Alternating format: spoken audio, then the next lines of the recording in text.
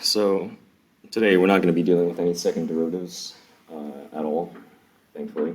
Um, just first derivatives.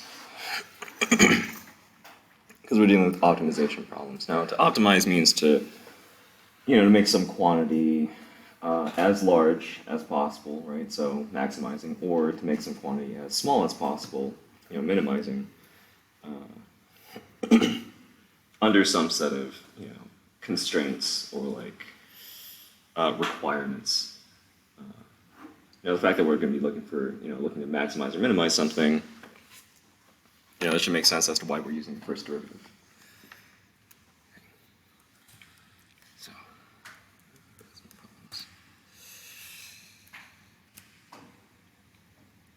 yeah, because calculus allows you to find out where the minimum and maximum values are on a function. It allows you to determine what minimum and maximum values of a function are. Okay. So there's no real preface to this, right? You just sort of jump into it. A manufacturer wants to design an open box having a square base, right? So it's got 5 sides, right? The bottom and the 4 sides. It's got no top. The base is square, right? So the base is definitely a square. But a square of how long, we don't really know. How long of a side, we're not really absolutely certain, and what height, we're not certain of that either. Right, we're not told that directly. And honestly, it's probably the case that there are a lot of boxes that have square bases and are open on such and so sides.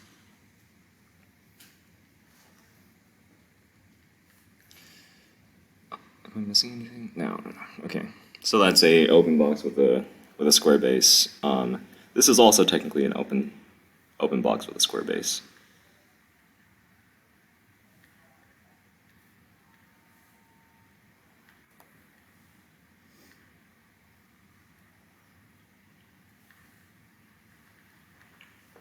Right, so these both technically fit, the open box with the square base definition, but they're completely different. And, you can stretch them, all sorts of things with it. Now, the constraints that it's under is that it has to have a surface area of 108 square inches, right? So it can only be made of 108 square inches of material, like on all the sides and the bottom. That doesn't seem like a lot of information, but that actually is enough information to find the answer to this question: what dimensions will produce a box with maximum volume? Now, if we take this to the extreme, it's clear that,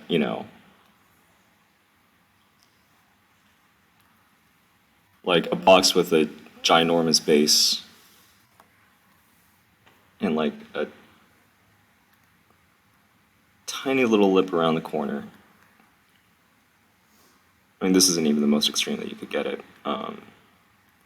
You could technically say that the height of the box is 0 and get like a degenerate box.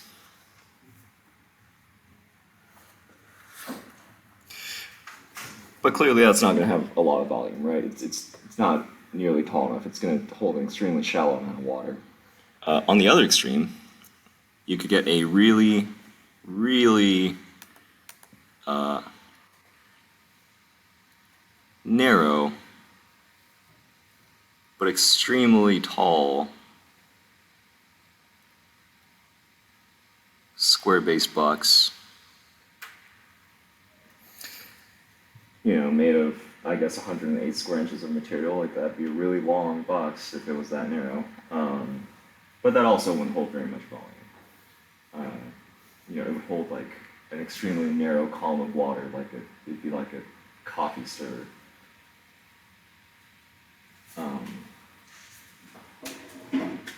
So definitely, this really narrow, super tall box doesn't hold much, and that really super wide, microscopically tall box doesn't hold much either. It's clear that, the box of maximum volume lays somewhere in between these two extremes. And calculus is going to help us find exactly where that middle is, where the volume is maximized. Okay. We'll say this is around 0. Oops, this is around 0 cubic inches. And this also is around 0 cubic inches. And somewhere in the middle, there's a maximum. But, what is it? Okay.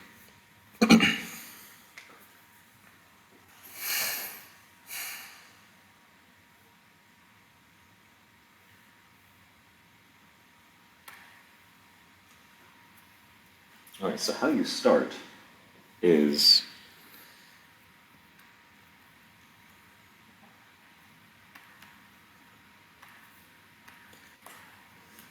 first you look for the quantity that you're trying to maximize, right? You're trying to maximize volume.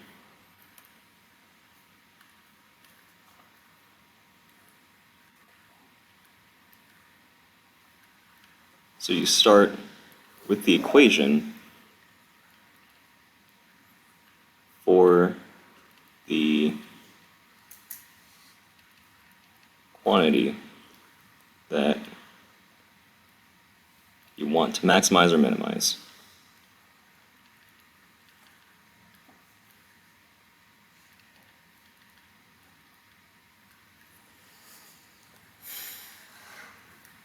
And so since we're trying to maximize volume, the volume of this box can be expressed obviously as length times width times height, but in terms of the variables given, it would be x times h, right? So v equals x times h, or just v equals x squared h. Right, so that's how you want to start.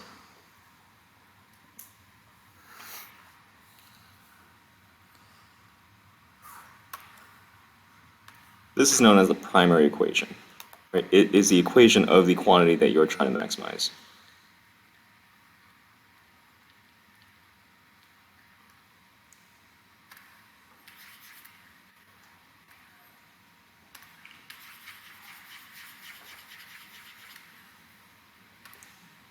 Okay, next,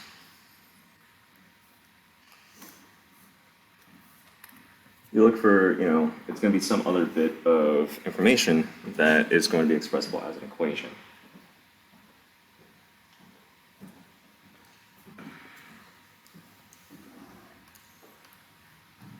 It's actually given to us here. The surface area is 108 inches, and it is x squared plus 4xh. Now, where that's derived from is the base of the box, right, is going to be x times x worth of material. That's the x squared. And then each of these four sides is going to be the same. It's going to be x times h worth of material. Right, that's just the area of these rectangles. There's one rectangle that's x by x, and there's four rectangles that are x by h. So that's where x squared plus 4xh comes from. And we're told that the surface area has to be 108, so we set that equal to 108. That is your secondary equation.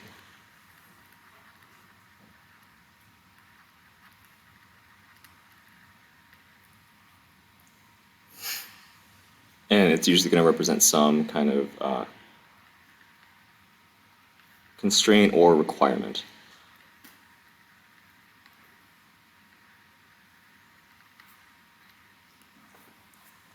And it's going to be like, the lateral surface area of the cylinder has to be 64 square inches, or the cone has to be 3 times as wide as it is tall. That sort of thing. Okay. So what we do is we take this primary equation and the secondary equation, and we just sort of smush them together in a particular way. If this reminds you of, those problems from algebra where, you're told the perimeter is something, and the perimeter of a rectangle is 60 and the length is 3 times the width. That's not by accident. That's really the same sort of thing. And we're actually going to do a similar thing as you had to do back then.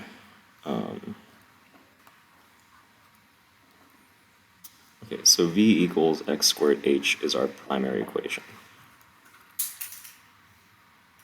Right, it represents the quantity that we want to maximize. X squared plus 4xh is our secondary equation. Right, x squared plus 4xh equals 108, sorry. Is our secondary equation, and it represents some kind of constraint that we're held to.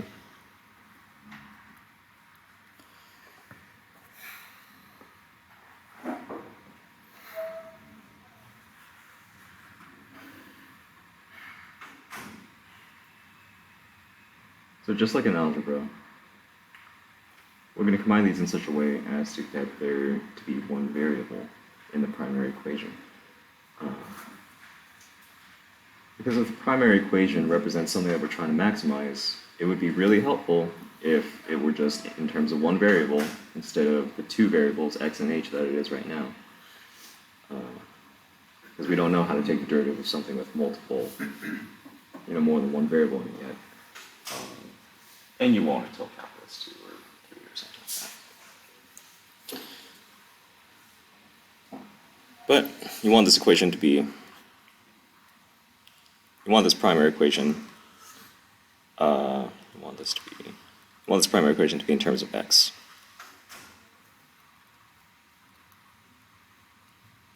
Of x only, we'll say. Okay. So what we do is we take this secondary equation and we solve it for x.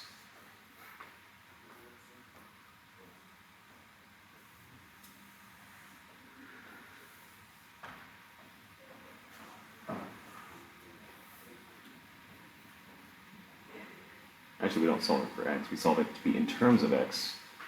So we solve it for h. Yeah, sorry. Okay.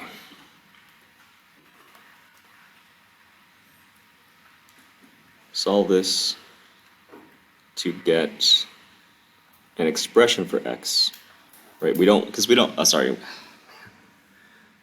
to get an expression for h in terms of x.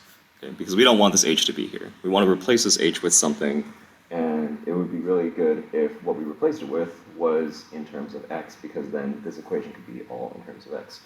Okay, so you want to solve this equation to get an expression for h in terms of x.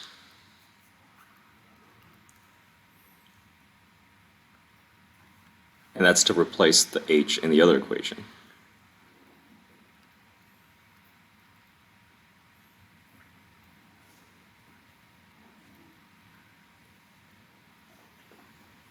Okay, so let's do that. Let's solve this for h.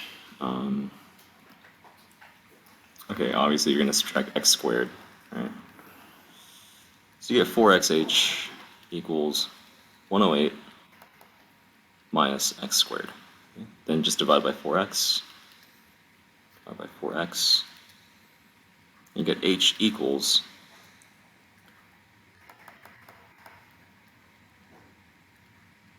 108 minus x squared over 4x, and honestly speaking, it would probably be easiest just to say, to split that up into 2 terms. 108 over 4x minus x squared over 4x, and to simplify that into 54, 27. Yeah, 27 over x minus, I guess that would just be 1/4 x. Or x over 4, whichever way you like it. But h is expressible as this quantity. Okay, so that's been solved, right? You got an expression for h that's in terms of x.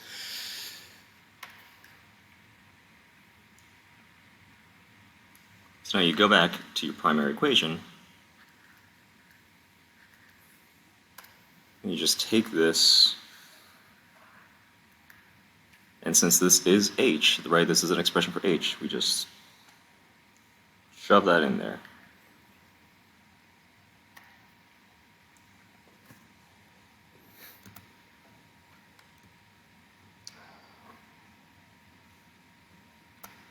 That's fine. Okay.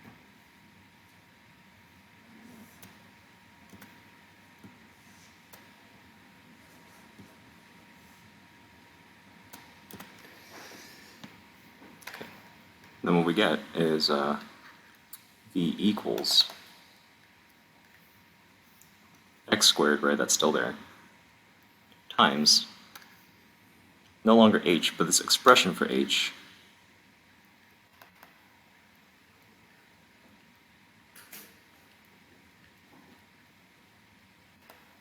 is in terms of x.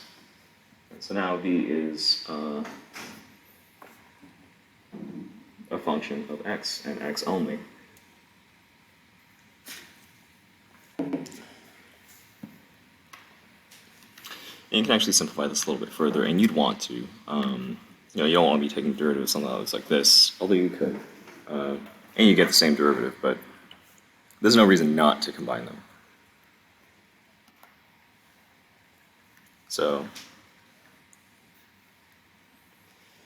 distribute this here, you get 27 x squared over x, which we'll simplify later, minus 1/4 x cubed. Ignore that 7. So that actually just simplifies into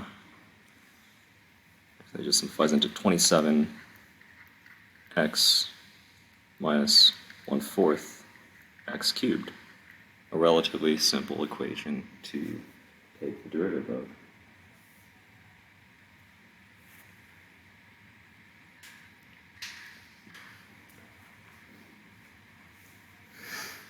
Right, so although your primary equation, you know, v equals x squared h, started off as being a function of two variables.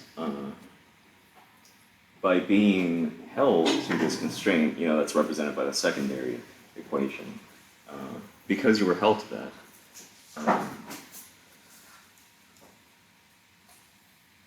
that actually allows you to sort of limit the field of possible boxes and actually get an expression for the boxes that, you know, must exist under this constraint, all in terms of x. So this is going to represent an equation to get the volume of any box that is of this type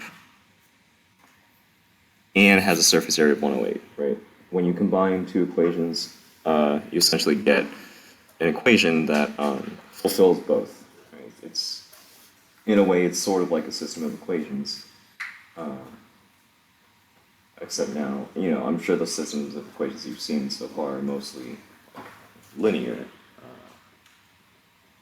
and these are not. But you know, fundamentally, it's the same as, you know, you take two equations and you like smush them together to sort of figure out what one variable is.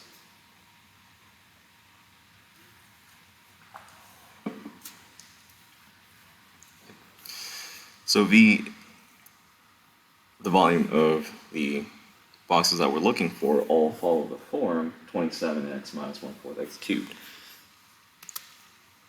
That's still a lot of boxes.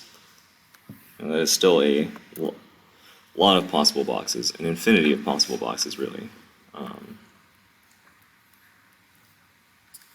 So v equals 27x minus 1/4 x cubed. Okay. But we're looking for the one with the maximum volume. So, you know, this equation describes like a spectrum of boxes, some of which have no volume, some of which have lots of volume, and a lot of things in between. But you want to find where the maximum volume box is. So you're essentially looking for the x that will maximize this quantity. So just take the derivative. Once you have it all in terms of x, take the derivative.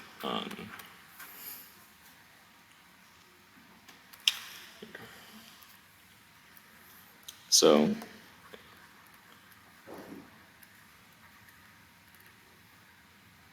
once the primary equation is in terms of one variable, right, instead of like 2 or 3 or whatever, take the derivative and find the maximum or minimum.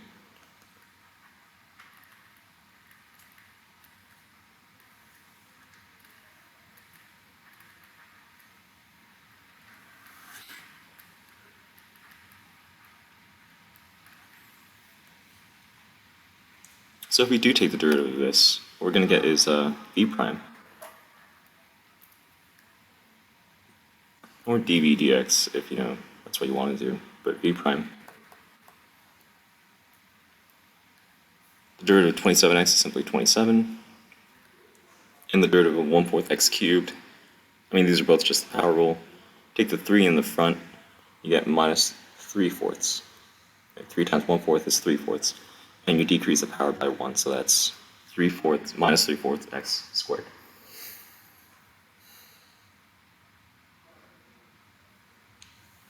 So in finding the minimum or the maximum, we're actually just doing the same thing that we're always doing. We're taking the derivative and setting it equal to 0, because where there's a horizontal tangent line, those places are where the maximum or minimum must be. So then we go ahead and set it equal to 0.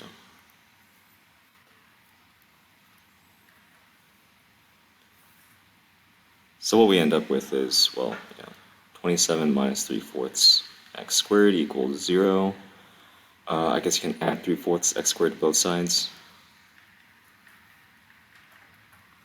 You get 27 equals 3/4 x squared. Multiplied by 4/3.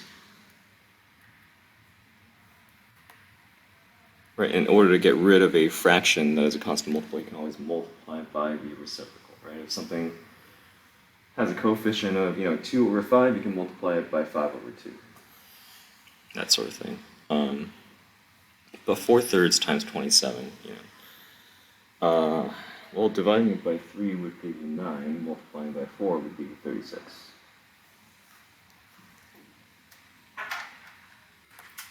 Or if you wanted to take it the other way around, multiplying by 4 would give you 108, dividing that by 3 would give you 36. But 36 equals x squared. Take the square root of both sides, you get plus or minus 6 is equal to x. So x is 6 inches or negative 6 inches.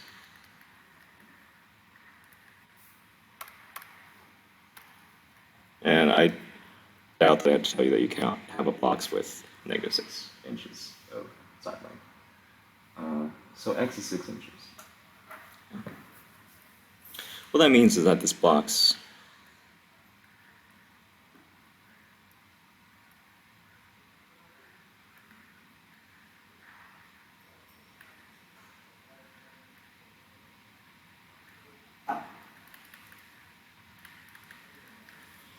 is going to have its maximum volume when this, this is what x represented, the side length of that square base is 6 inches.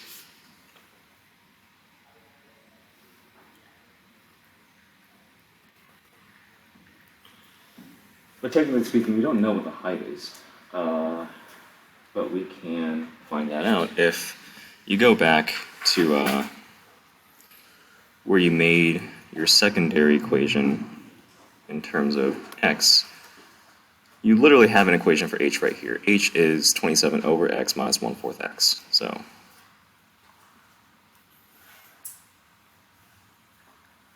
if we go back to that, h is 27 over x minus 1/4 x. Yeah. and you go ahead and plug in what you now know x to be. 27 over 6 minus 1/4 times 6. Let's see, that reduces to 9 over 2. Minus this 6/4 reduces to 3 over 2. It's 6 over 2 or 3.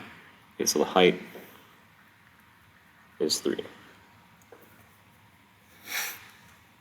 So that represents the box with the maximum volume. Let me just make sure that that's right. It's not having a surface area of 18 times 4 is 72 plus the base of 36, 108.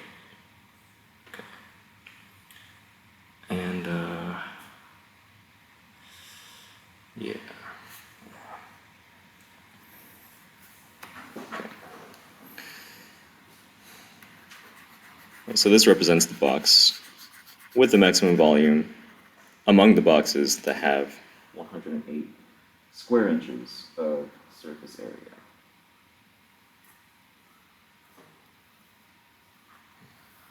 So I guess this last step here is to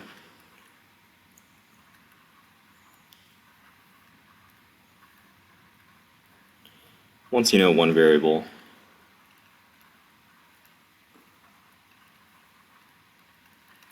plug it into a previous equation.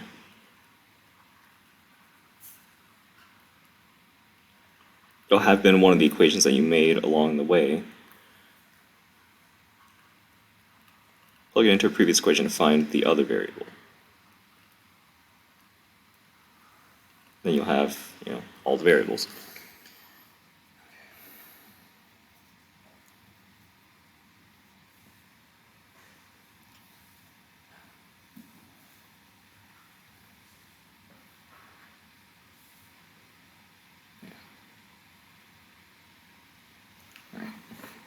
Now, technically speaking, I guess we should have checked whether this was really a maximum or whether it was a minimum, but I mean, there was only the one critical number, right? X equals 6 inches.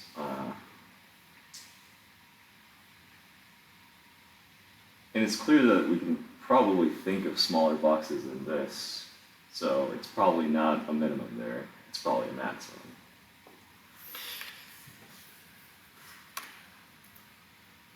But if you really wanted, if you really wanted to make sure, maybe there's a more complicated equation that you have that has a minimum and a maximum.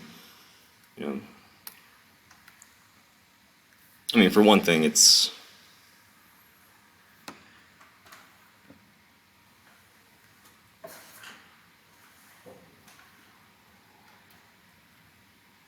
I don't know. It's just there's clearly just the one feasible extreme value. But if you really wanted to make sure, you would do either the first or the second derivative test for a maximum or a minimum. So,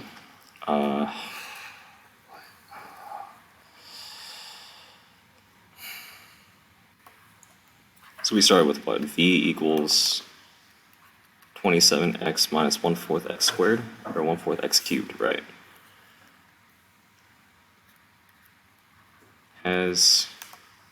And by finding the derivative and setting it equal to 0,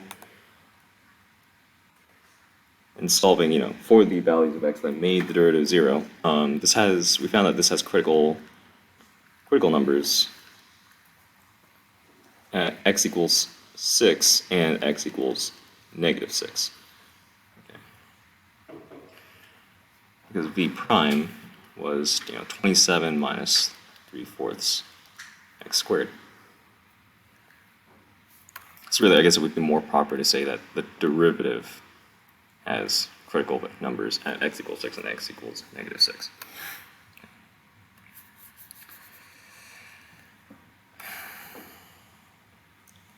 So the first derivative test, would be to put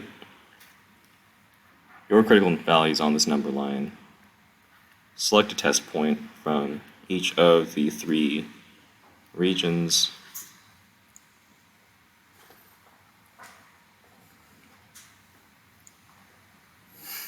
and go ahead and plug them into V prime. And technically speaking, I guess this isn't negative infinity to infinity, because there are going to be like realistic limits on what the side length of a box can be.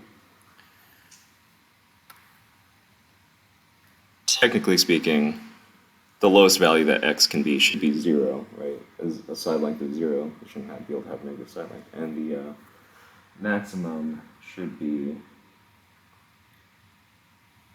the square root of 108, but honestly, it'll work either way.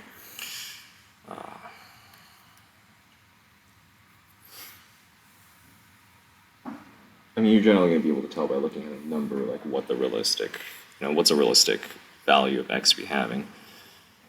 But let's just pretend that, we don't care about that, and just go ahead and plug these into V prime. So V prime of negative 7 is, if we plug in negative 7 into this, 27 minus 3/4, negative 7 squared. That's negative. So V is decreasing. We do the same for 0. We plug in 0 into into V prime. We'll get a positive. So V prime of 0 is positive, which means that the function is increasing. The volume function is increasing here. And last, if we do this for positive 7, we get a negative number again. So V prime of 7 is negative. So it's decreasing here, which means that this is a max, and this is a minimum if it were even possible to have a negative 6-inch side length, which it is not. But, in some weird theoretical alternate universe, if you were looking for a minimum volume, I guess that's what you'd be looking for. But, looking for the maximum volume, it occurs at 6 inches, so that's the maximum.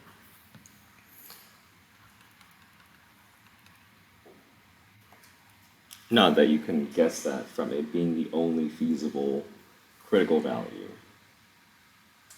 But, there you go. So this is the first derivative test for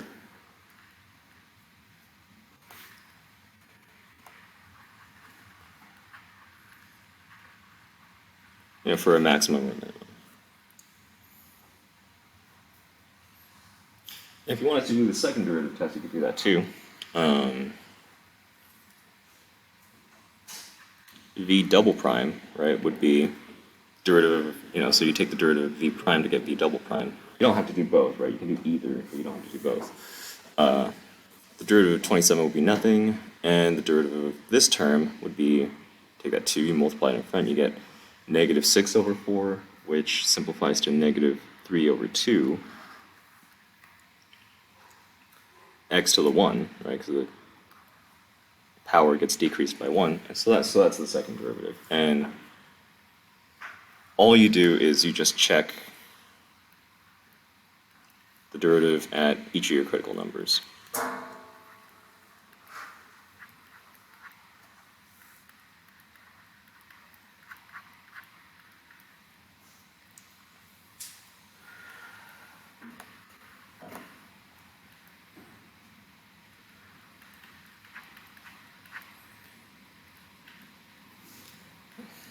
If you plug in negative 6, which, again, right, there's no real reason to, but if you did, you get a positive, 18 over 2, so 9, but the important thing is that it's positive, which means that V is concave up here. No, concave up. Which means that this is a minimum. If you plug it in, if you plug 6 in, right, which is actually what you want to do, you get negative 9, which is negative. Which means that here, at x equals 6, v is concave down.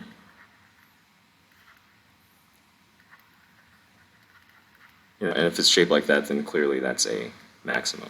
Right? So either way, you get that the maximum is what exists at x equals 6 inches of side length of this square box.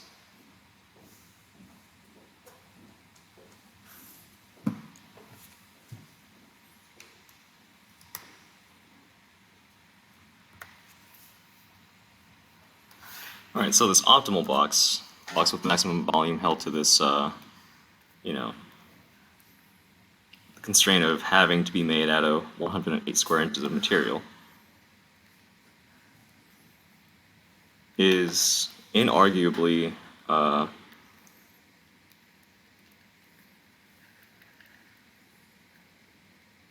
box with side length, with the side length of its base being 6 inches and its height being 3 inches. And we found that height just by plugging in 6 inches into some previous equation that we had.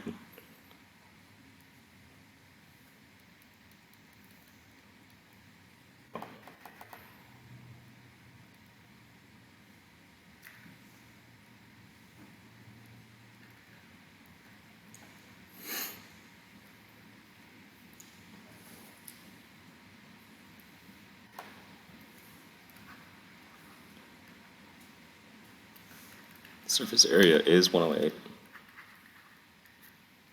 and the volume equals x squared times h, or 6 squared times 3, or just 6 times 6 times 3, which is curiously also 108. That's not always going to happen.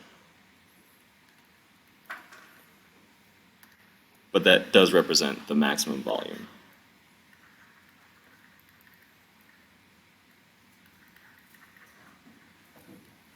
Right. The maximum volume occurs at x equals 6 inches. And the maximum volume is 108 cubic inches.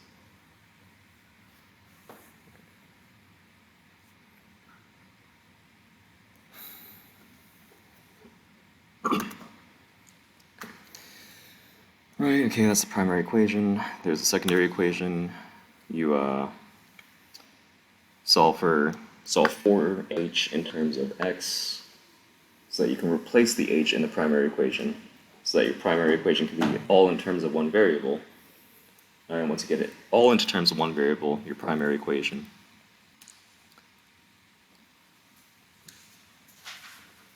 there are clearly feasible values for x and infeasible values for x. Take the derivative, set it equal to 0, find out where your critical numbers are. You don't need to think, you really don't need to think about x equals negative 6. But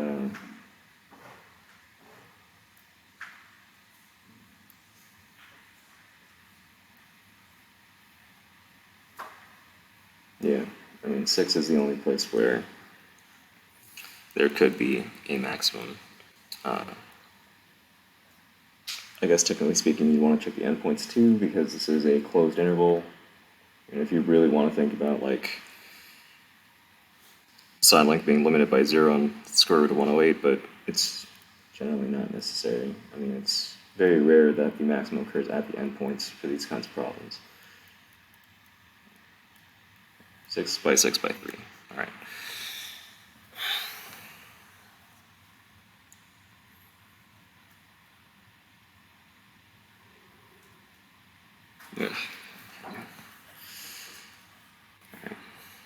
There's no way to rewrite this. You should definitely do this, right? You should definitely know, I mean, this is just good problem solving, right? This is identify what you know and what it is that you want to know.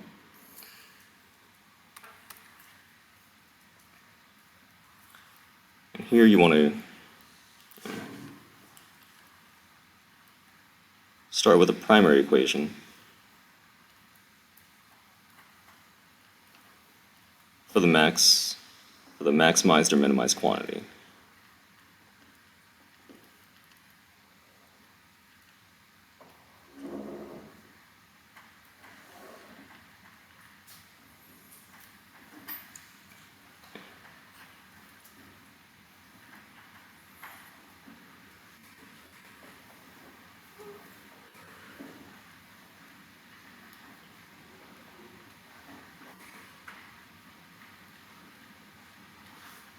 After that, you want to solve any secondary equations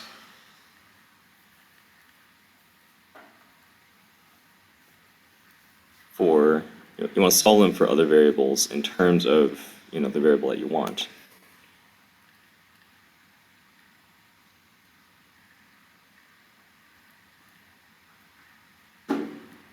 To replace variables, in the primary equation.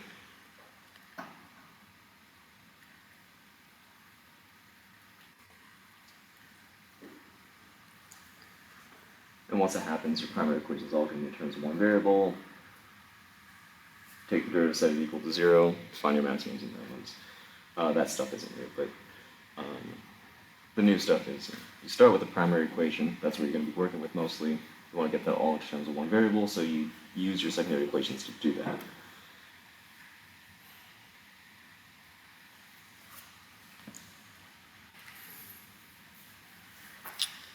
And I guess you want to do this. Trying to value towards the state problem makes sense.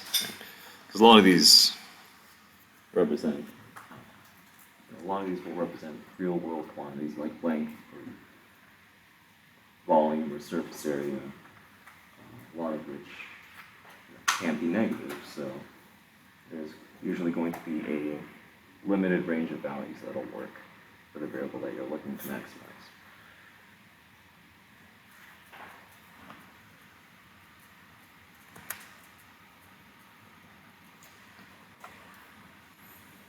Okay.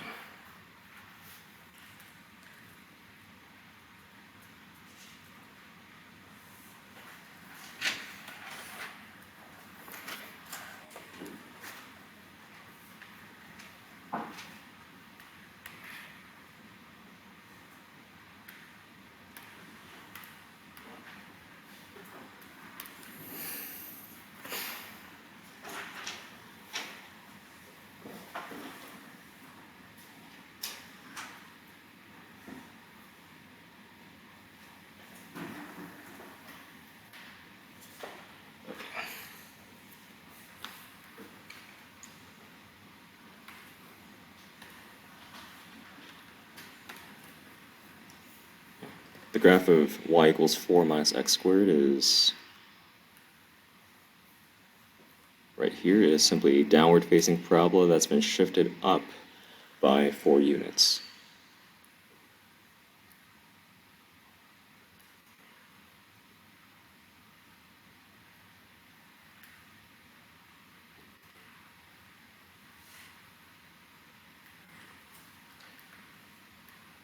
It has roots at 2 and -2.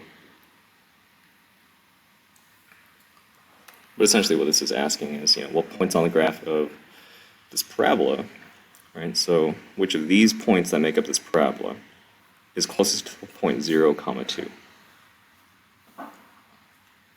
So obviously, a point that's like right here, like that's a giant distance. Like, it's not going to be that. But, among the points like here, here, here, here, here, which of these points is the shortest distance away from 0, 2?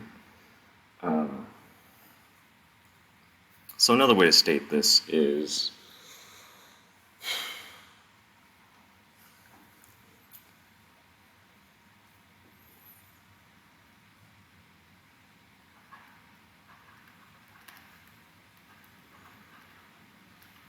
what values of x comma y, right? So what point on 4 minus x squared minimize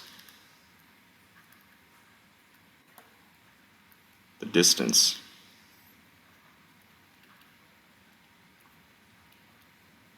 to the point 0, 2? Okay, so what we're actually looking to minimize, the quantity that we're trying to minimize, is the distance to the point 0, 2.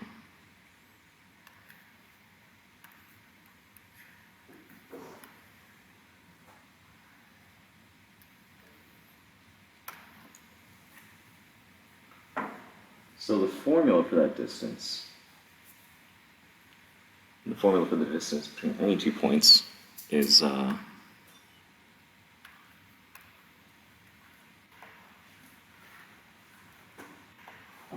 maybe you remember this, maybe you don't. It's the square root of the sum of the squared differences between the x's and between the y's. So let's say x2 minus x1 and y2 minus y1. This represents the distance between any 2 points, x1, y1, and x2, y2.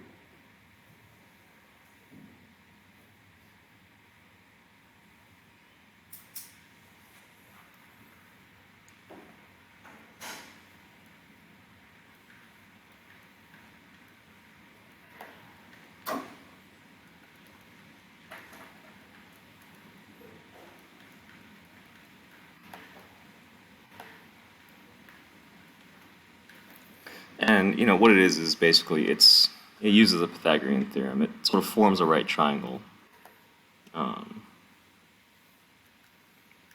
This is the difference. This horizontal length is going to be the difference between the x's. This vertical length is going to be the difference between the y's. You square them, add them together, and take the square root to find the hypotenuse, which is the the direct line between the points. And that's just where that formula comes from. Is the Pythagorean theorem. Not that that's super important, but this is a primary equation that we're going to start with. Except we got to do something to it. This just represents the distance between 2 points.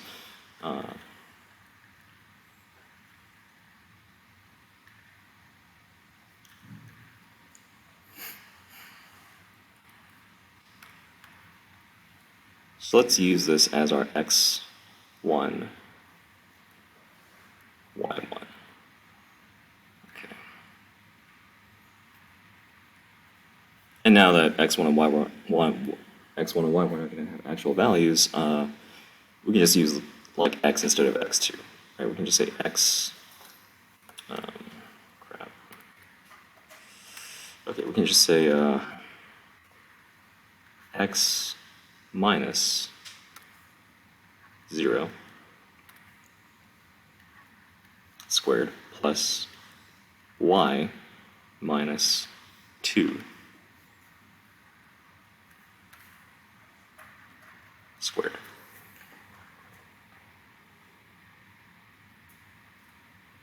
Right, that represents the distance from any point x, comma y, to the point 0, comma 2. And you just plug in 0, comma 2 as one of your points.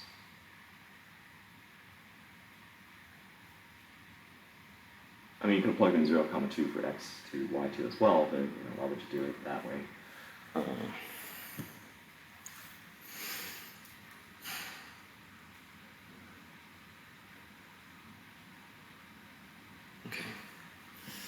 So this represents your primary equation. This is what you are seeking to minimize. You're minimizing this distance. Unfortunately, it's in terms of x and y.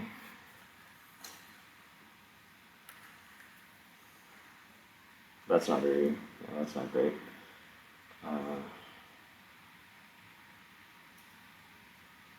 But we have a secondary equation that we're held to, and it's right here. The point that we're looking for the distance to 0, comma 2 from must lay on this parabola. It must be of the form, x comma 4 minus x squared, right? Y has to be 4 minus x squared. So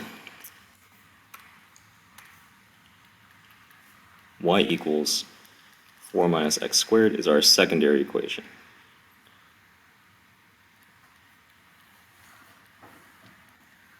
Thankfully, it's already solved for y, right? It's already solved for the variable that we want to replace, right? We want to get rid of the y in the primary equation. We want to get that to be in terms of x. And the secondary equation is already solved for y. So,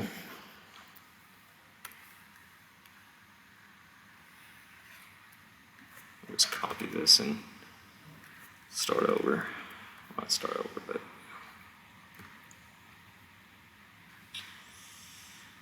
okay.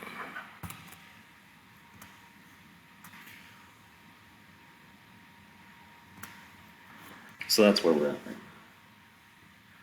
We have a primary equation in terms of x and y, and we have a secondary equation that will allow us to describe y in terms of x. And we're doing this because we want to minimize the distance to the point 0, 2 among all the points that are on this parabola.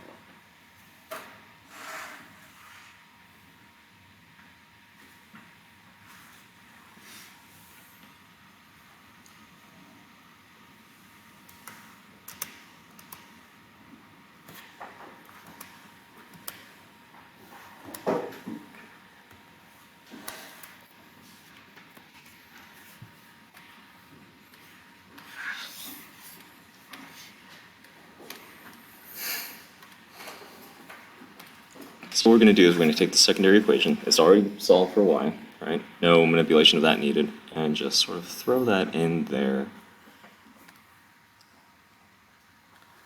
so that we get an equation for d.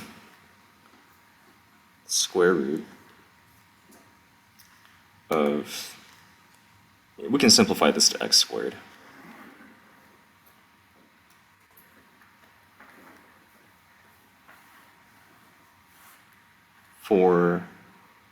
So we have y is 4 minus x squared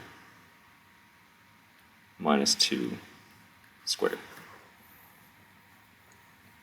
Oh, actually, let me do that in red. That would be smarter. 4 minus x squared minus 2. So we just replaced y with an expression for y. That came from the secondary equation. So now there's no more y. It's all in terms of x.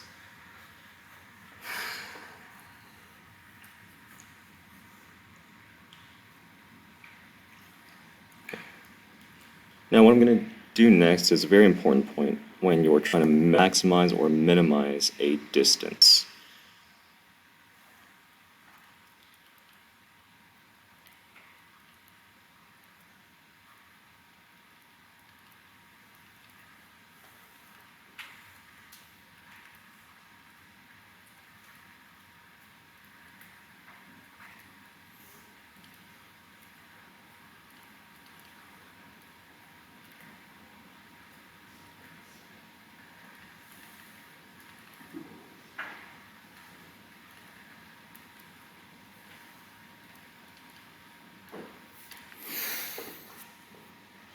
And, this might seem like a straightforward fact,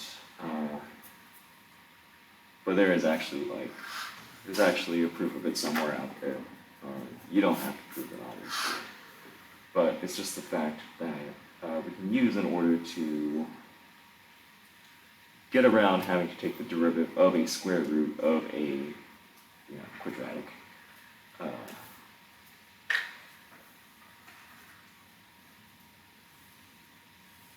So you can minimize the distance by minimizing the square of the distance.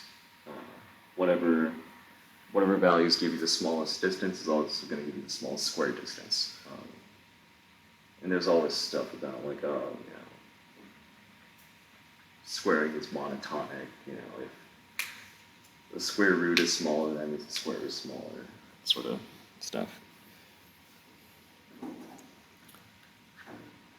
But what that means is that we can square both sides of this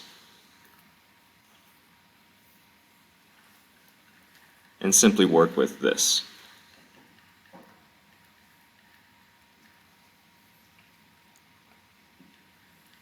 So what we actually want to minimize is this.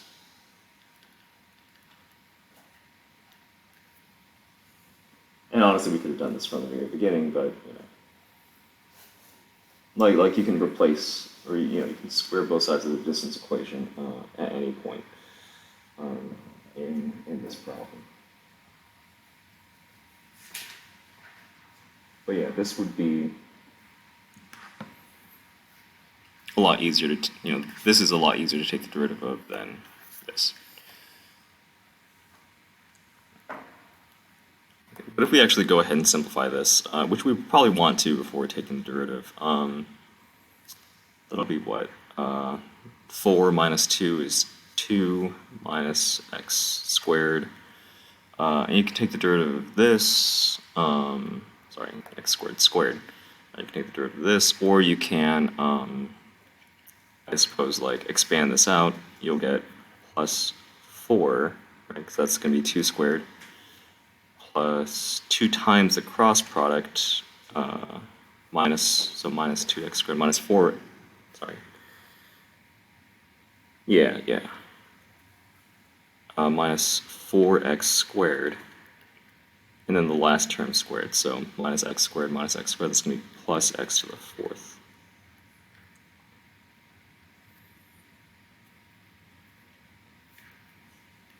So that's what happens if you actually square this out. Although, I mean, there's no reason you couldn't take the derivative of this, right? So, all written out, best way to write that would probably be x to the 4th minus x squared plus x squared, or minus 4x squared plus x squared is going to be minus 3x squared. There are no x's. We just have plus 4. Okay.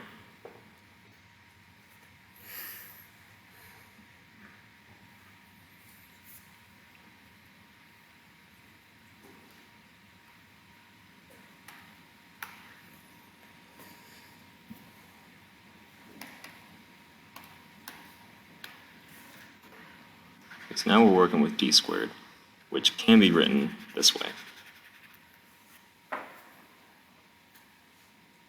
And that's what we're trying to minimize, right? So we're just trying to find the minimum of a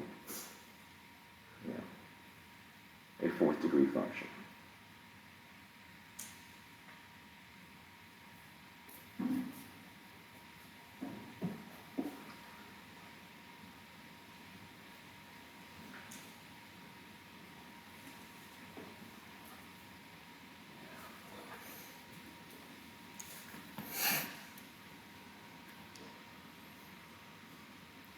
So x to the 4th minus 3x squared plus 4.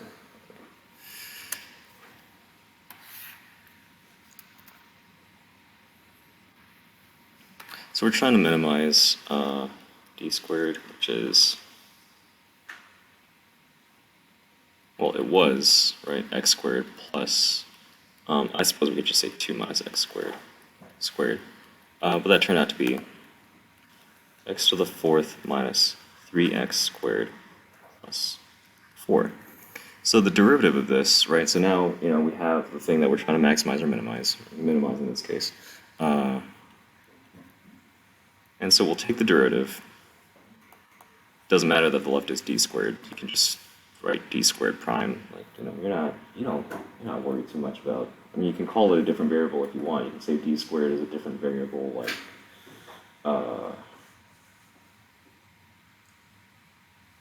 you can call it like d2 or whatever. But it doesn't actually matter how you write that. What matters is what comes out on the right-hand side when you actually do take the derivative. Now that's going to be 4x cubed minus 6x. That's it. And that's just from the power rule.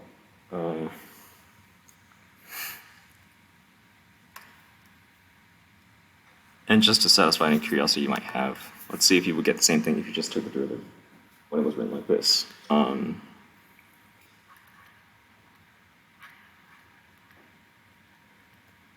That derivative would be 2x plus, according to the power rule, you would take this power and put it in the front. You get 2 times 2 minus x squared, all to the 1 power. And because of the chain rule, you would multiply this by the derivative of the inside, negative 2x. That would be the derivative of the inside. And so if you solve this all together, that's going to be minus 4x times all this stuff inside.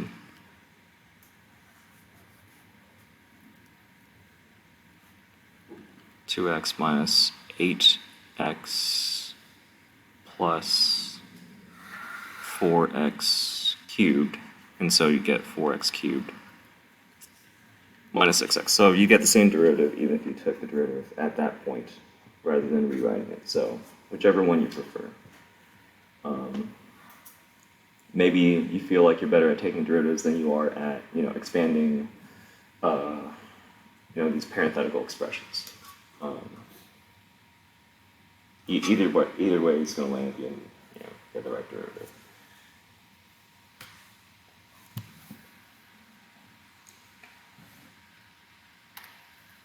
Okay. But now that you have the derivative, you can set it equal to 0 and find your critical values.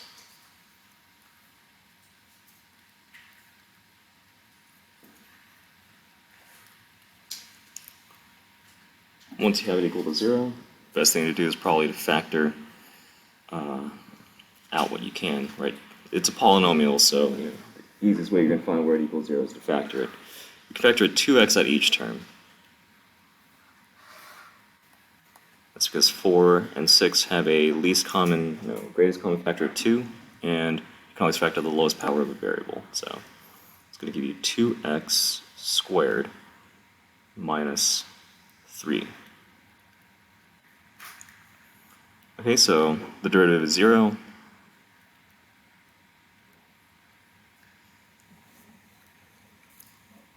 Critical numbers here are going to be x equals 0, and you're going to get 2 from here.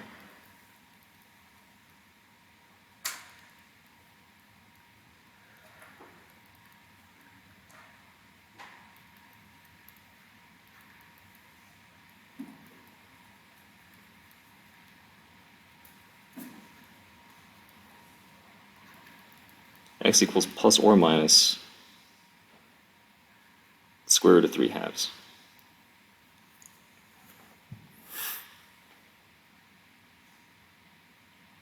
Is there a better way to write that, maybe?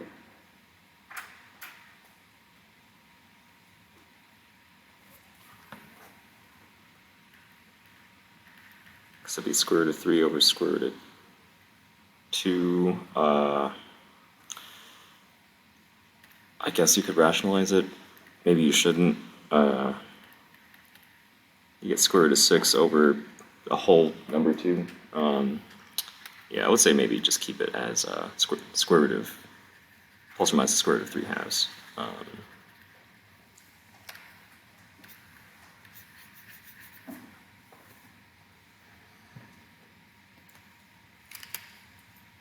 Okay. But, right, so take the formula for your square distance or whatever, that's what you're trying to minimize after all. Take the derivative, set it equal to 0, find your critical numbers. And at this point, we're at the stage where, you're just, finding critical numbers and finding maximums and minimums, so.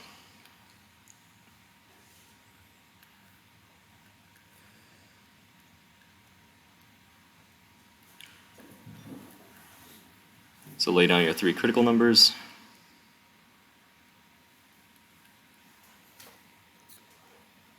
The actual value of the square root of 3 halves, well, I guess the approximate value, right, is around 1.2. So this is around negative 1.2, this is around 1.2. So in looking for your critical values, you can use negative 1, 1, 2, and 2.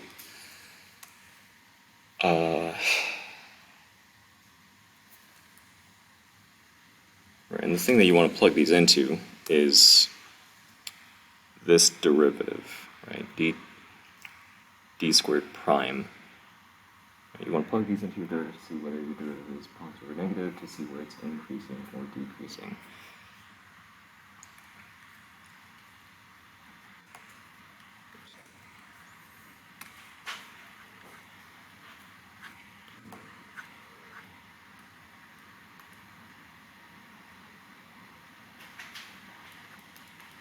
It's 4x cubed minus 6x. So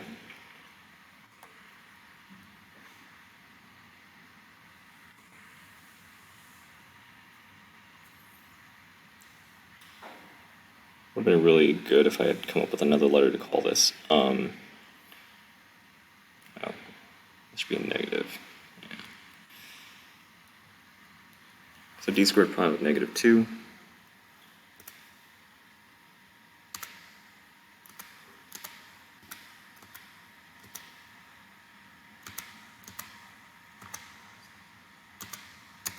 It's going to be 4 times negative 2 cubed minus 6 times negative 2.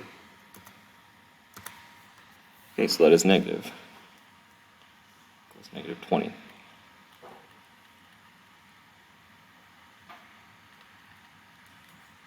Which means that the original function d squared is decreasing there.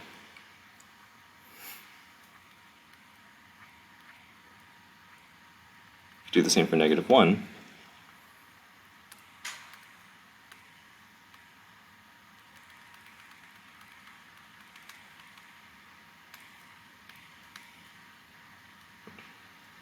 completely wrong. I replaced one but not the other. Okay, that's 2. So plugging in negative 1 into the derivative gets you 2, which is positive.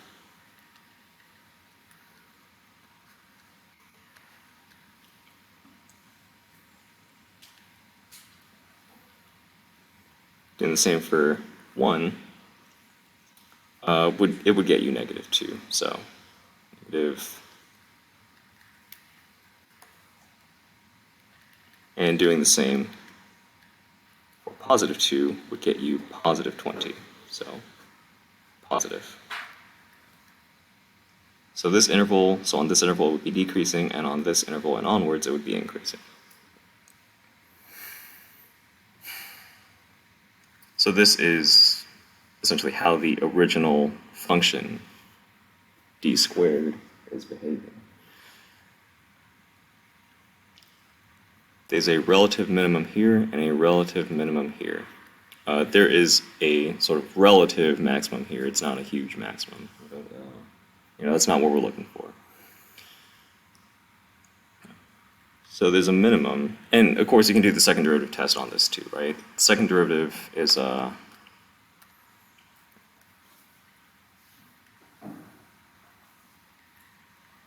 if you don't like doing the first derivative test, you can do the second derivative test. D squared double prime, if you take the derivative of this again, is going to be 12x squared minus 6.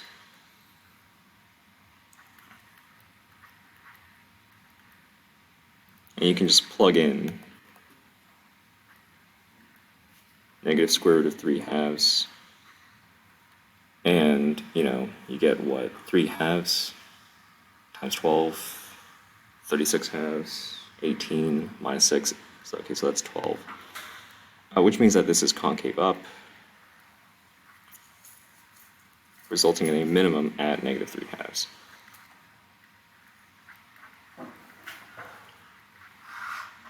You can do the same for the critical value of 0. That's going to give you 0 minus 6, meaning that this is concave down, and that's a max, which is not what you're looking for, and d squared double prime of positive 3 halves, that's just going to give you 12 again. So concave up and a minimum. So either way you get that, there's a minimum at negative square root of 3 halves, and the square root of 3 halves.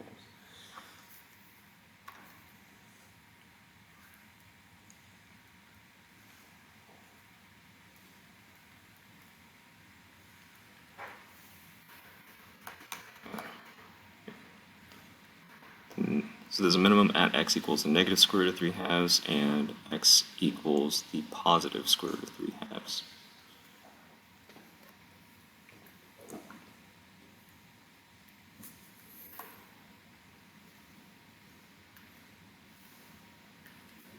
If you remember, all these points were on a parabola.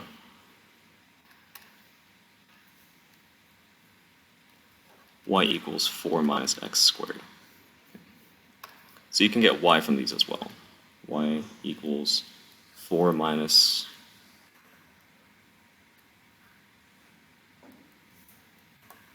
the negative square root of 3 halves squared. So essentially 4 minus, this is going to be positive 3 halves. 4 minus positive 3 halves. 4 halves is like 8 halves. Or 4 is like 8 halves. 8 halves minus 3 halves is 5 halves.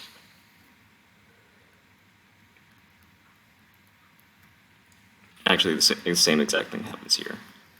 4 minus the square root of 3 halves squared. Square root of 3 halves squared is 3 halves. 4 minus 3 halves is, again, 5 halves. So there are 2 points here that are the minimum distance away from the point 0, 2, as described in the original problem. Negative square root of 3 halves, comma, 5 halves, and positive square root of 3 halves, comma, 5 halves.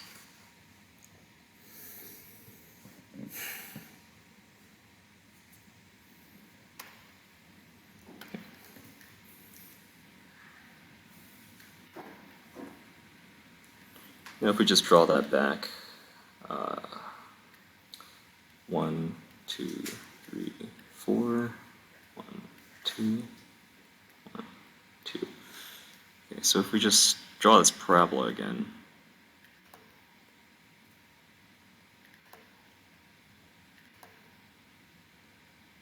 yeah, that's good. Nope.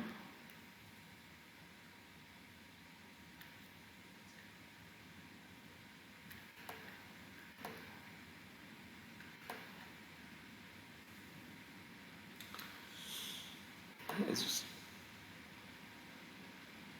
sure. Okay. I'm trying to look for the distance to this point, 0, 2. Apparently that minimum distance occurs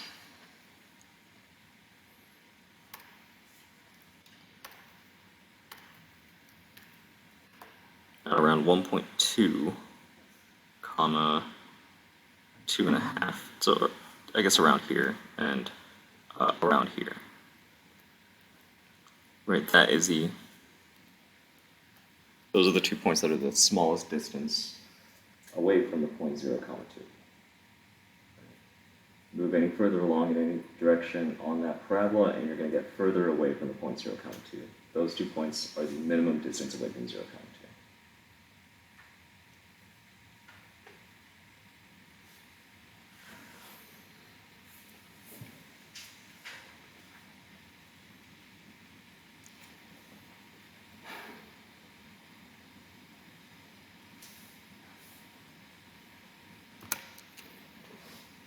Alright.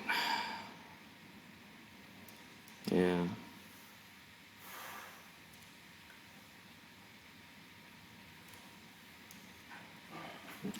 Okay, so you just replace y, you just replace one point with 0, 2, and replace the other with 4, x, or, with x and 4 minus x squared. Instead of trying to minimize the square root, you just try to minimize the expression under the radical, so the square of it. You get these critical numbers. You check whether these critical numbers yield a relative maximum or a minimum, and it's the square root of 3 halves and the negative square root of 3 halves that yield a minimum. You can plug them back into 4 minus x squared in order to find the y value of the points. Okay.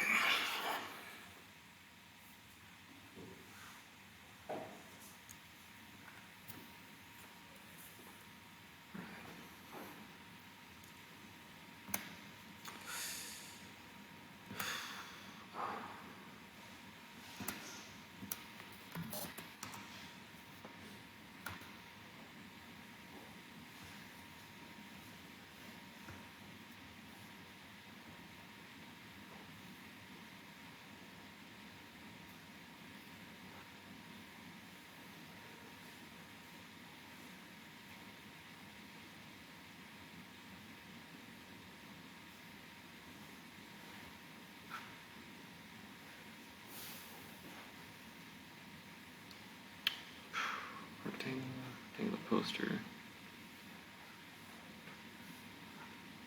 semicircle, rectangle bound by a rectangular package, coordinates.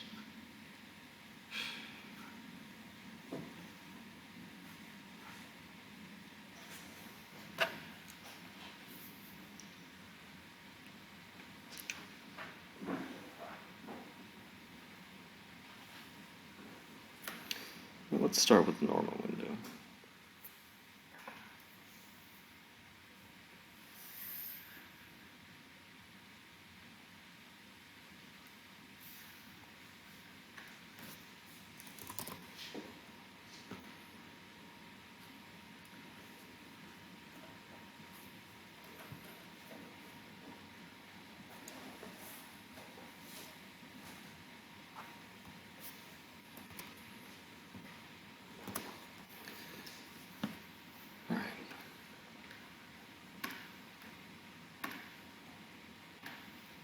So normal window is constructed by drawing a semicircle.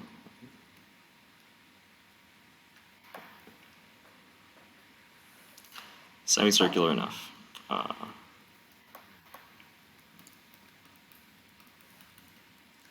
To top of an ordinary rectangular window.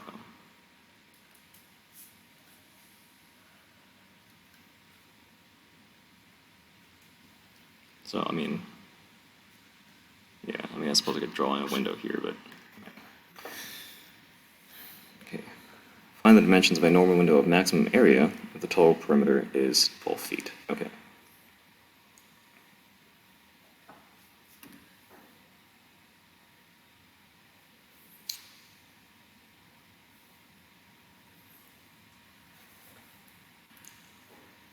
So we want to maximize the area of this window. That's going to be our primary equation. Our secondary equation is the fact that this perimeter is going to be 12 feet. In terms of how this is described, let's let this be x and this distance be y. Okay. Because that's just how we'll describe it.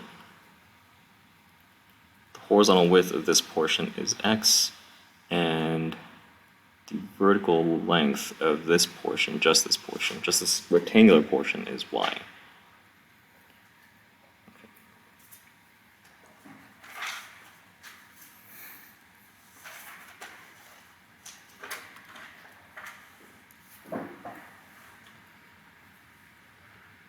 Now this top portion is a semicircle, and its radius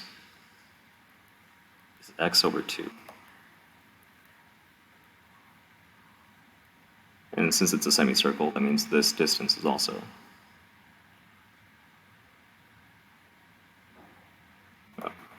I mean, not that. Yeah, the radius is x over 2. Okay.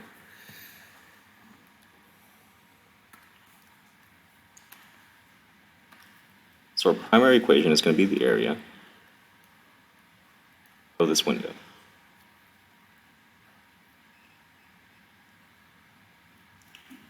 The area of this window can be described as x times y, so just xy, I guess,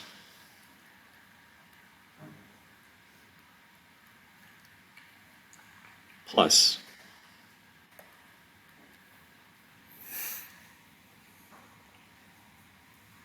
the area of a circle, right, is pi r squared. So the area of a semicircle, right, a half circle, is pi r squared all over 2.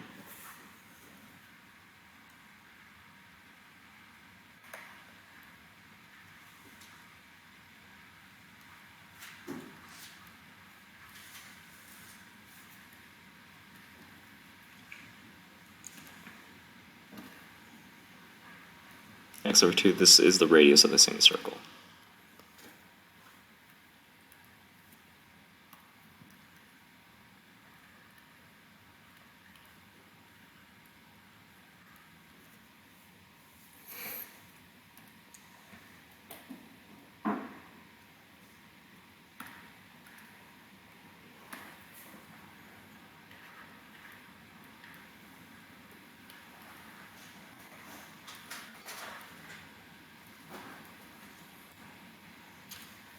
Simplifying this the tiniest bit, x over 2 all squared is going to be x squared over 2 squared, or x squared over 4. So that's x squared over 4, right, if you actually end up squaring that, and that's still all over 2. So just one more step. X squared over 4 further divided by 2 is going to be x squared over 8.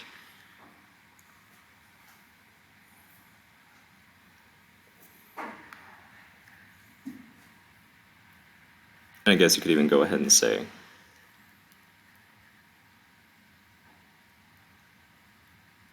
that that's pi over 8 times x squared. So write it as a coefficient for x squared.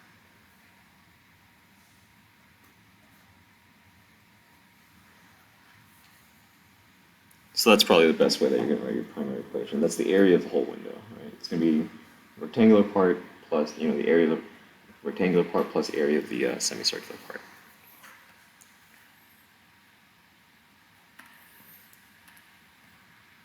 Now your secondary equation is that the perimeter is 12 feet.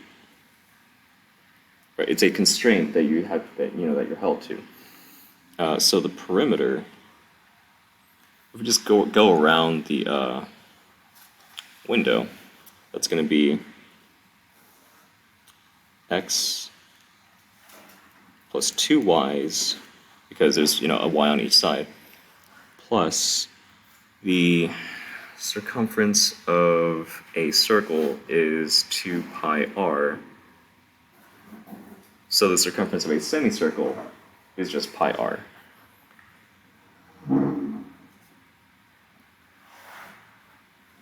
Which is just, x over 2. Yeah, r is x over 2, okay.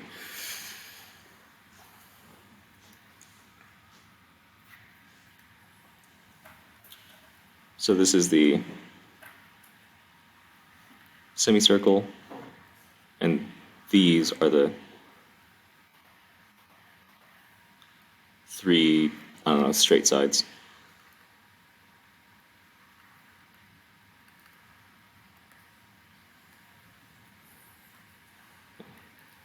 And it's meant to equal 12. So, I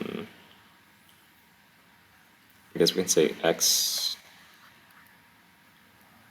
plus 2y plus pi over 2x is equal to 12.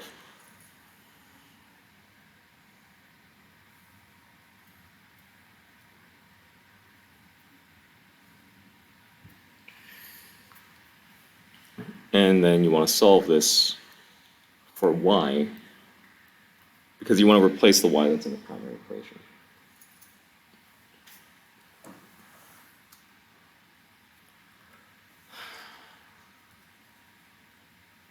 So just moving a lot of stuff around. Minus x minus pi over 2x. Okay, that 2y is equal to 12 minus x minus pi over 2x. I guess if you wanted, you could factor an x out of those two particular terms. There's no real... I mean, I don't think it's going to be that much worse if you don't.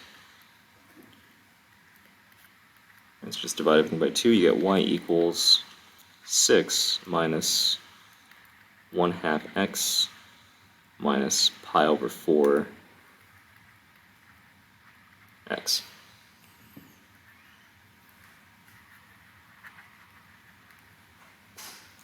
Okay, so now this is, your sort of nice secondary equation that you're going to replace a variable in the primary equation with.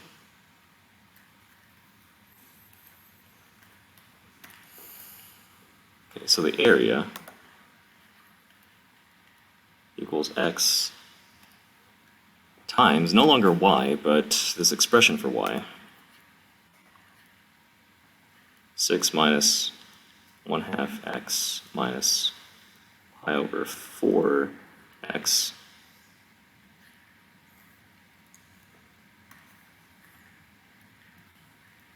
plus pi over 8 x squared.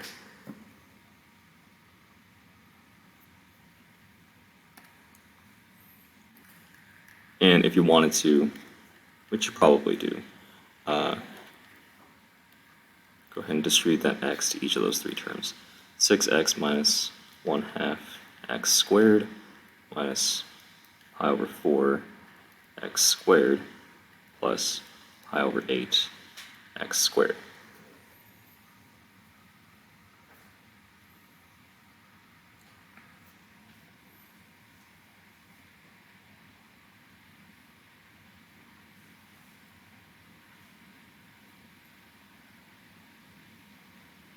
Now, you could definitely take the derivative of this as is, right? And you'd have to factor out an x after after doing that anyways. So why not just so why not just factor an x squared out now?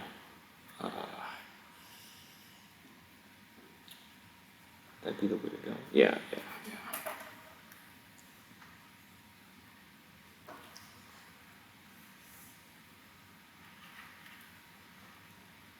Or rather, it's more like let's tear out all these coefficients. So 6x plus, negative 1/2 minus pi over 4 plus pi over 8. All these were coefficients for x squared, so now we just have an x term and an x squared term.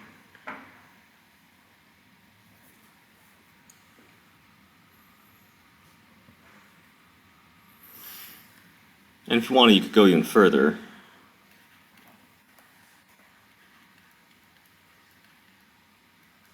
And actually, combine these. These are like terms, at least. Negative pi over 4 plus pi over 8 is negative pi over 8.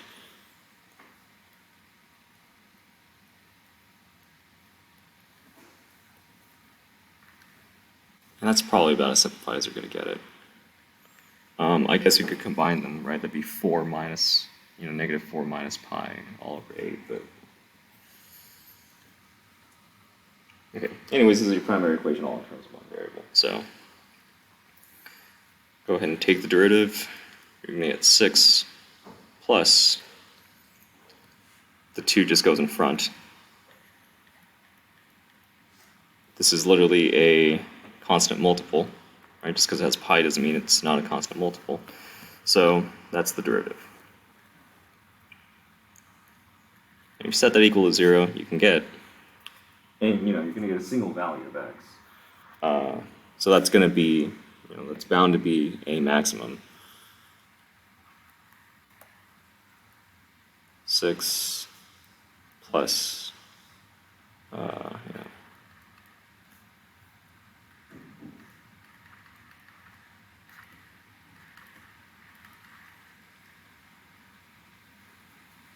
I mean, I suppose you could definitely, multiply this if you wanted to.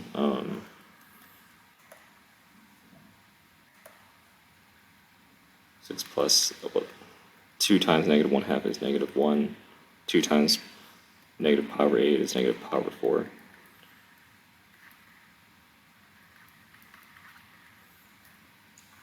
But, either way, honestly, you just solve for x.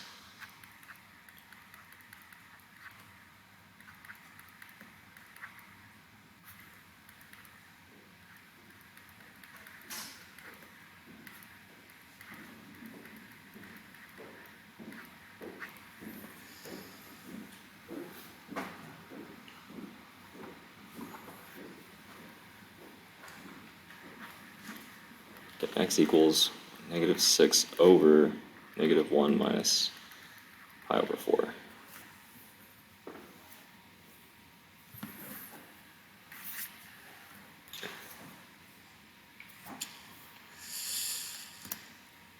Is that even a realistic value? Negative 6 divided by negative 1 minus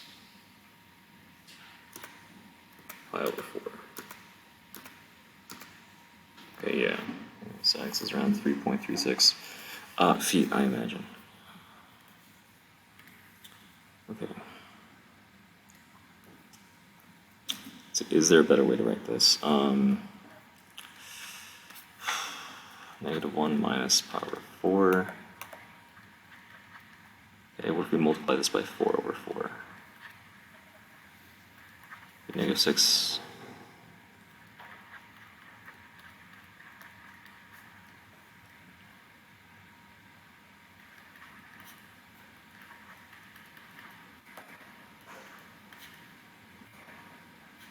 All over 4, so that'd be -6 times essentially 4 over -4 minus pi. Just flip the bottom thing upside down. And you get -24 over -4 minus pi. You can just flip all the signs around and get 24 over 4 plus pi for x.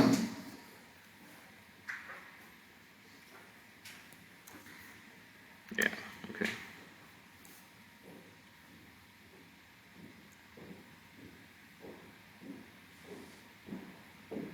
And then you would just take this value of x and plug it into here, or possibly even here. You know, you can do any of those. Well, I suppose it has to be one where it's the only other variable. Yeah, you can plug it into any version of this secondary equation in order to find your y.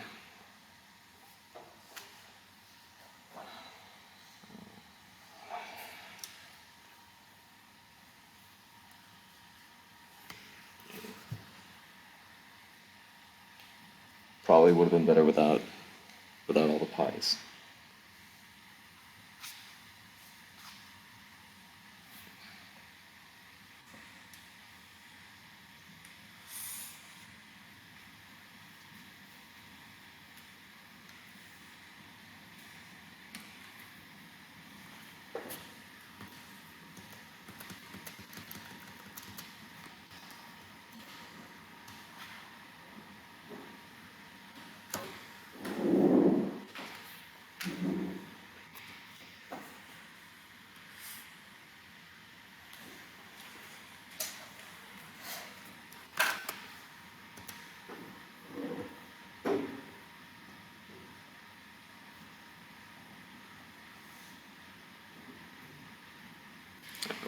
Okay.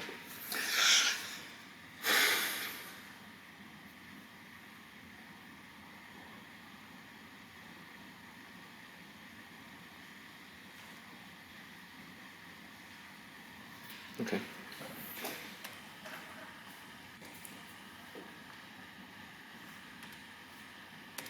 So here you want the illumination at the perimeter of the table to be maximized. And they actually give you the equation for the illumination of the table, you know, at the perimeter or whatever. So that's your primary equation. That's the quantity you're trying to maximize. I equals k times the sine of alpha over s squared.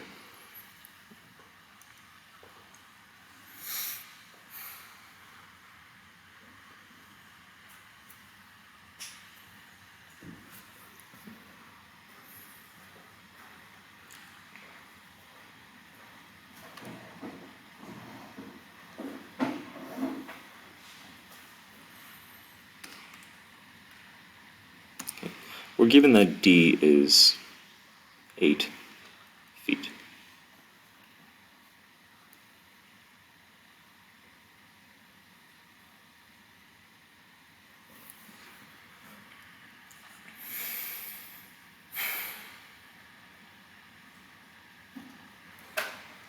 So that we can form a right triangle, with the angle here being alpha, this side length being half of 8, which is 4. This being the height, and this being the slant height.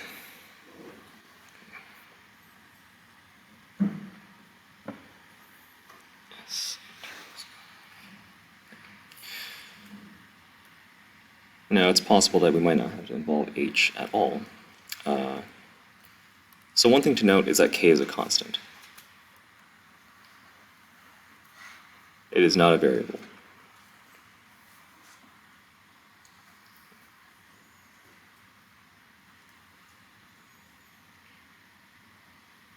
Now, so, k doesn't matter.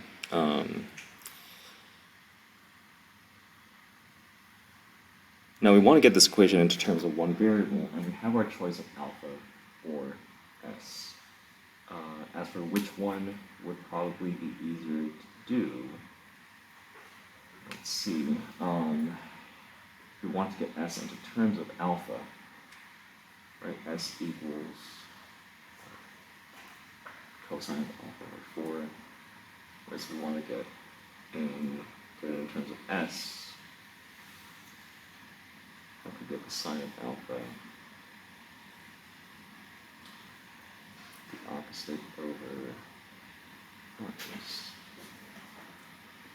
yeah, it might be easier to get s into terms of alpha. Okay. So this is going to give us our secondary equation.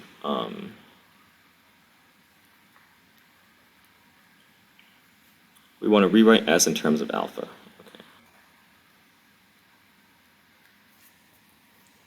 So s, we don't want to involve h, right? So we just want to work with the hypotenuse and the adjacent side. The trigonometric function that involves the adjacent side of the hypotenuse is cosine. Okay. So actually what we can start with is the fact that the cosine of alpha, let me just say cosine of alpha, equals the adjacent side, which is 4, over the hypotenuse, which is s.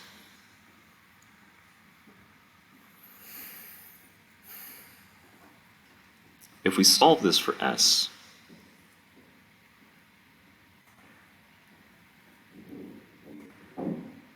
we can actually get that this is 4 over cosine of alpha.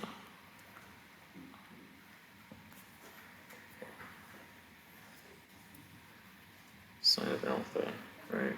Sine of alpha will be opposite h over 4, and we have to solve for h in terms of s squared and all that stuff. Okay, yeah. So we're going to just take this, put it into there.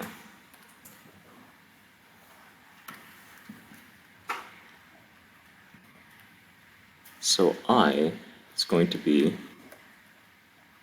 k times the sine of alpha over this expression, 4 over the cosine of alpha, all squared.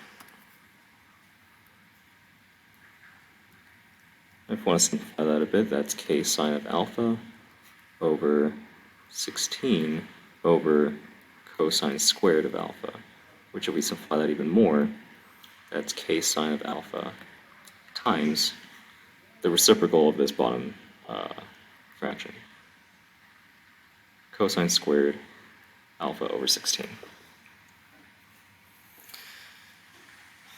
So in all, I equals k, which is a constant multiple, times the sine of alpha times the cosine squared of alpha. Here, let me actually start using parentheses. Times the cosine squared of alpha, all over 16. You can limit the 16 to just being under the k if you want to, if you just want to combine all your constant multiples there. Actually, let's do that. So that's k over 16. That's the constant multiple. That's times sine of alpha, cosine squared of alpha. So then you can take the derivative of this with respect to alpha. Right?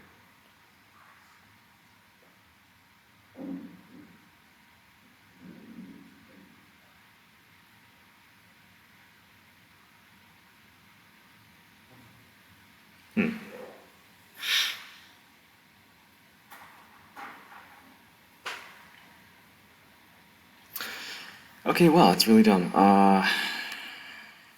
Find the height h. All right. That's why it's important to read.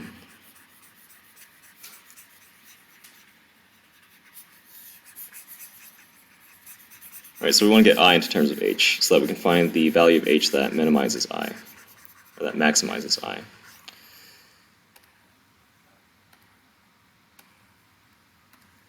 All right, see if I can zoom through this in 5 minutes. All right, we still have this situation. This is alpha, this is 4, this is s, this is h. So we're going to try to replace everything, except for k, we don't have to replace that because that's a constant. We're going to try to replace that with h. So there are multiple secondary equations because there are multiple variables we have to replace. Let's start with the sine of alpha. The sine of alpha is just the opposite over the hypotenuse. So that's just h over s.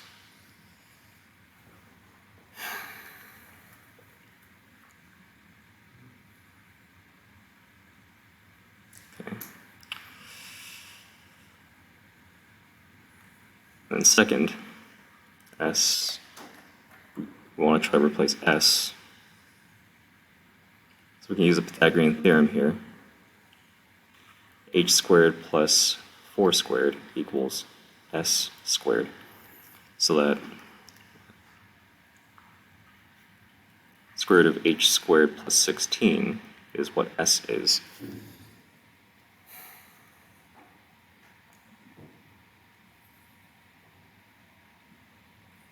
And then you can even throw that up here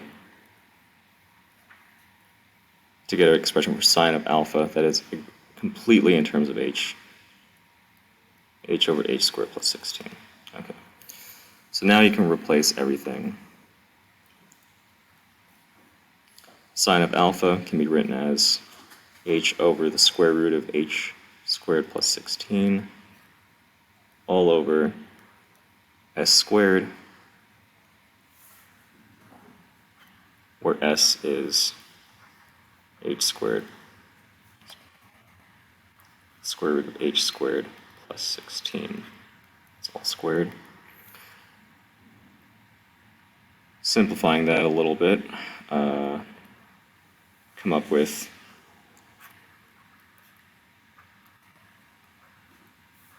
h squared plus 16 all over, squaring the square root just gives you h squared plus 16.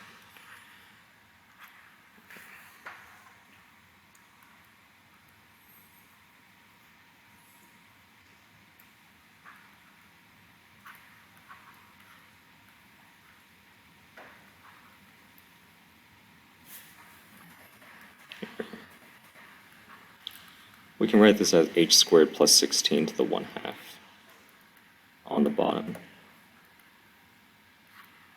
And instead of dividing by h squared plus 16, we can multiply it by 1 over h squared plus 16. So that when you multiply these, what you come up with is k times,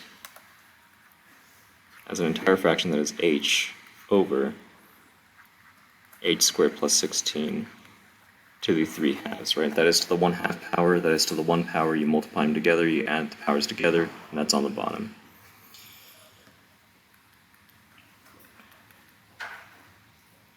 And so, you can use that as I, use the quotient rule on it. You can also, if you wanted, flip this up to the top of the negative 3/2 power and use the product rule on it. You'll find your minimum, you'll find your critical values of h that way. It'll result in a maximum value of I.